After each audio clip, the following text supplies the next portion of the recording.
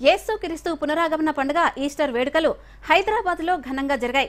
జంట నగరాల్లో పలు చర్చిలలో ఉదయం నుంచే ప్రత్యేక ప్రార్థనలు నిర్వహించారు. లక్డీకాపూల్ తారన్ చర్చ్ పాస్టర్ జీవన్ మాట్లాడుతూ క్రీస్తు పునరాగమన వేడుకలు ఘనంగా జరిగాయని చెప్పారు. ప్రతి ఒక్కరూ సహనం, ఇతరుల పట్ల సహృదయంతో ఉండాలని అన్నారు. ప్రతి ఒక్కరూ ప్రేమ భావనతో ఉండాలన్నదే క్రీస్తు బోధన అని చెప్పారు.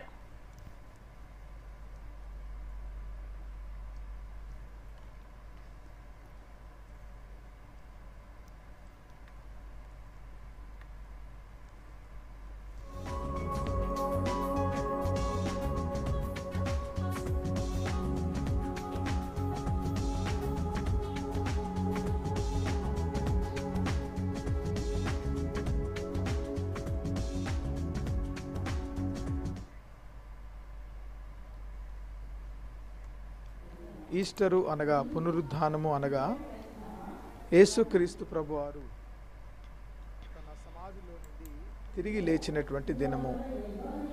ఈ ప్రపంచంలో అనేక సమాధులు ఉన్నాయి, కానీ తెరవబడిన సమాధి ఉన్నది అంటే అది ఏకైక సమాధి యేసుక్రీస్తు ప్రభువారిదని చరిత్ర మనకు జ్ఞాపకం చేస్తుంది.